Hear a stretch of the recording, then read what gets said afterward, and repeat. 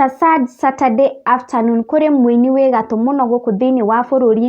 Muini twendete mũno, muini ũkoragwo gĩtũrathima na nyĩmbo ciake, na muini wendete gũkorwo akĩnyitĩrĩra artist othe mĩena yothe, be it secular or gospel.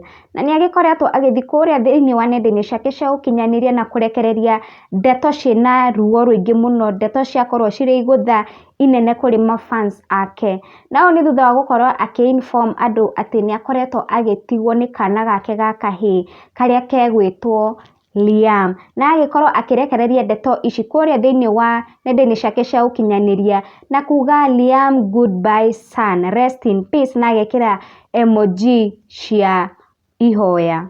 No ta ũrĩa mũĩ gũtirĩ ruo rũnene ta ruo rwa gũkorwo ũgĩtigwo nĩ mwana waku. Ona ningĩ ũrĩa tũkĩũĩ tũkoragwo tũkĩhoya tũrĩ ta aciari tũkorwo tũgĩthikwo no ti gũkorwo tũgĩthika ciana citũ.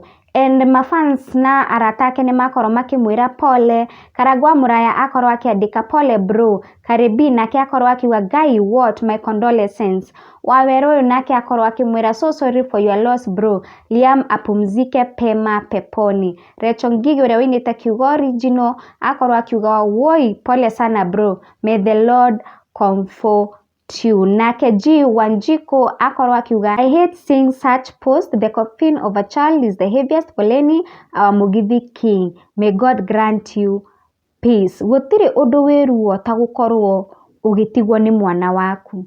Gũtirĩ ũndũ wĩruo ta gũkorwo ũgĩthika mwana waku. Ihoya rĩa mũciari rĩkoragwo mwana akorwo agĩthika mũciari and not the other way round, mũciari gũkorwo agĩthika mwana wake. Our sincere condolences to Waithaka Wa Jane, na ngwĩhoka Ngai nĩ akũma comfort mena family yake, na ona nyingĩ nĩ agũkorwo akĩmahe ũmĩrĩru, na ona nyingĩ anything that they need, the support from friends, be it financially, kĩmahoya, physical support, atĩ andũ nĩ magũkorwo come through for him. Thank you so much for watching, na Ngai agĩkorwo akĩmũrathima.